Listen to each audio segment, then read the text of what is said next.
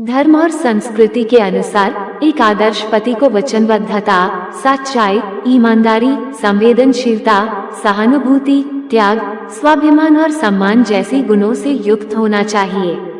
वो अपनी पत्नी की इच्छाओं का ध्यान रखता है और उनका सम्मान करता है, संगठित और समर्पित होता है और अपने परिवार के सदस्यों के लिए एक संरक्षक के रूप में काम करता है। आइए जानते हैं शास्त्रों में पुरुष पति के संबंध में क्या कहा गया है। 1. अथर्ववेद के अनुसार पति को ऐसा मधुर और स्नेही होना चाहिए कि पत्नी उसे हमेशा समर्पित रूप से प्यार करे। 2. स्कंद पुराण के अनुसार जिस कुल में स्त्री से पति और पति से स्त्री संतुष्ट रहती है, उस कुल में अवश्य ही सर्वदा कल्याण मंगल होता है। 3. अथर्ववेद के अनुसार पति को अनुशासित जीवन जीना चाहिए और अपने वैवाहिक जीवन को सुलभ बनाए रखने के लिए धन कमाने में सक्षम होना चाहिए। 4. मनुस्मृति के अनुसार मनुष्य को प्रयत्न पूर्वक स्त्री की रक्षा करनी चाहिए। स्त्री की रक्षा होने से संतान, आचरण, कुल, आत्मा और धर्म इन सब की रक्षा होती है। 5. पद्म पुराण के अनुसार राजा अपनी प्रजा के, गुरु अपने शिष्य के, पति अपनी पत्नी के तथा पिता अपने पुत्र के पाप और पुण्य का छठा अंश प्राप्त कर लेता है। 6. अथर्ववेद के अनुसार सदैव अनुशासित रहना और जीवन में पवित्रता बनाए रखना हमेशा एक आदर्श पति के मन में होना चाहिए। 7. महाभारत के अनुसार पुरुष की बाईं जांघ पर पत्नी के बैठने का स्थान और दाईं जांघ पर पुत्र, पुत्री तथा पुत्रवधू के बैठने का स्थान है। 8. शुक्र नीति के अनुसार किसी पुरुष का अपने बालक या स्त्री को अत्यंत लाड़ प्यार करना या अधिक ताड़ना करना उचित नहीं है। प्रत्युत उनको क्रमशः विद्याभ्यास तथा गृह कार्यों में नियुक्त करना चाहिए। 9. ब्रह्म पुराण के अनुसार जो पुरुष दूसरों की धरोहर हड़प लेते, रत्नों की चोरी करते तथा पितरों का श्राद्ध कर्म छोड़ देते हैं, उनके वंश की वृद्धि नहीं होती। 10.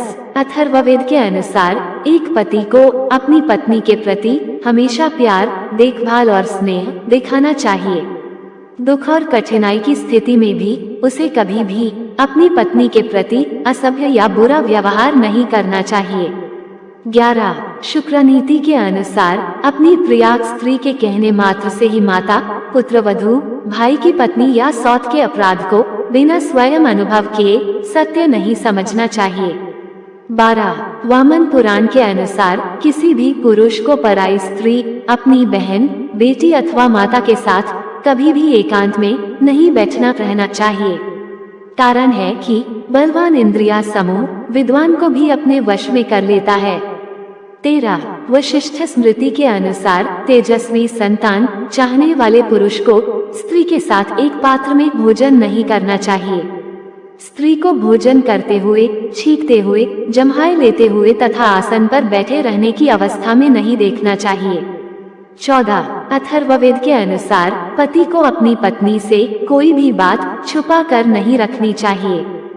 संबंधों में पारदर्शिता बनाए रखना उनका पूर्व कर्तव्य है। 15. विष्णु पुराण के अनुसार अष्टमी, चतुर्दशी, अमावस्या, पूर्णिमा और सूर्य की संक्रांति इन दिनों में स्त्री संग करने वाले पुरुष को नीच योनि तथा नरक की प्राप्ति होती है। 16. ब्रह्मवैवर्त पुराण के अनुसार दिन में और दोनों संध्याओं के समय जो पुरुष स्त्री से सहवास करता है वो कई जन्मों तक रोगी और दरिद्र होता है। 17. प्रश्नोपनिषद के अनुसार दिन में स्त्री समागम पुरुष के लिए बड़ा भारी आयु का नाशक माना गया है। 18. सुश्रुत संहिता के अनुसार रजस्वला स्त्री के साथ संभोग करने से पुरुष की बुद्धि, तेज, बल, नेत्र शक्ति और आयु क्षीण हो जाती है। 19. महाभारत के अनुसार जो पुरुष रजस्वला स्त्री के साथ सहवास करता है उसे ब्रह्महत्या लगती है तथा वह नरक में जाता है। 20. विष्णु पुराण कूर्म पुराण के अनुसार चैत्य वृक्ष के नीचे, आंगन में, तीर्थ में, पशुशाला में, चौराहे पर, शमशान में, उपवन में अथवा जल में कभी मैथुन नहीं करना चाहिए। 21 विष्णु पुराण के अनुसार पर्व दिनों में अष्टमी, चतुर्दशी, अमावस्या, पूर्णिमा, संक्रांति में स्त्री संग करने से धन की हानि होती है। दिन में स्त्री संग करने से पाप होता है। पृथ्वी पर स्त्री संग करने से रोग होते हैं। जलाशय में स्त्री संग करने से अमंगल होता है। 22 गरुड़ पुराण के अनुसार गृहस्थ व्यक्ति को माता पिता, अतिथि और धनी पुरुष के साथ विवाद नहीं करना चाहिए। 23 शुक्र नीति के अनुसार जिसके पुत्र हो वह अपने घर में पुत्रयुक्ता कन्या और पतियुक्ता बहन को लाकर न बसाए। हाँ, यदि कन्या या बहन अनाथ हो तो अवश्य लाकर उनका पालन करना चाहिए। 24 नीतिवाक्यामृतम के अनुसार पुरुष को बूढ़े, बच्चे, रोगी और दुर्बल पशुओं का अपने बांधवों के समान पालन पोषण करना चाहिए।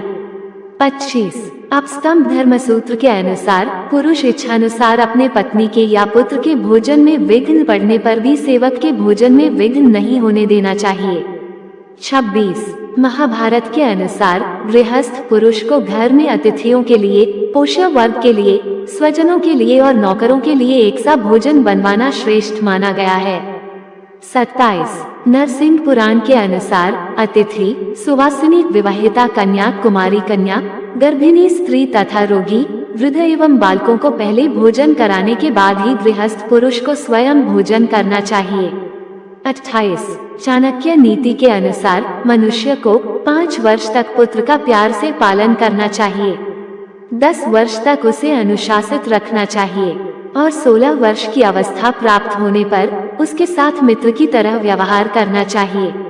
29 स्कंद पुराण के अनुसार यदि किसी ने स्त्री से बलात्कार पूर्वक भोग कर लिया हो अथवा वह चोर के हाथ में पड़ गई हो तो भी पुरुष को अपनी स्त्री का परित्याग नहीं करना चाहिए।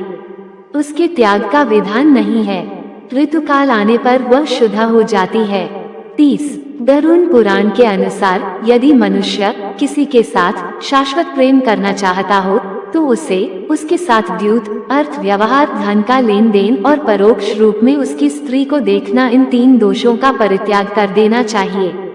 31 वशिष्ठ स्मृति के अनुसार जो पुरुष अपनी निर्दोष तथा सुशीला पत्नी को युवावस्था में छोड़ देता है वह 7 जन्मों तक स्त्री होता है और बार बार वैधव्य प्राप्त करता है।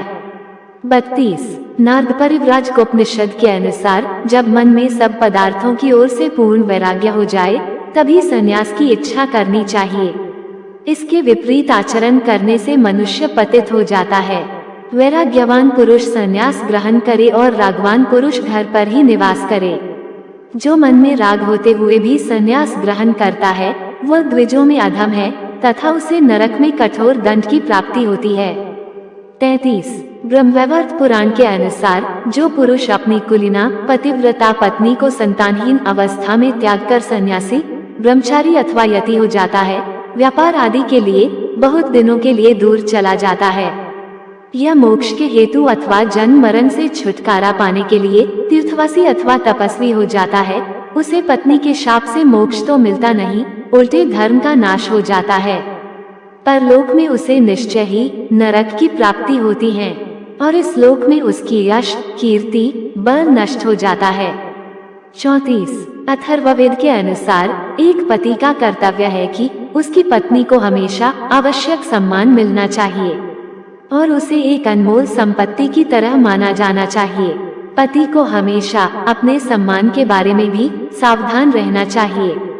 35 महाभारत के अनुसार 2 तरह के ही पुरुष अपने विपरीत कर्म के कारण शोभा नहीं पाते, अकर्मण्य गृहस्थ और प्रंच में लगा हुआ सन्यासी।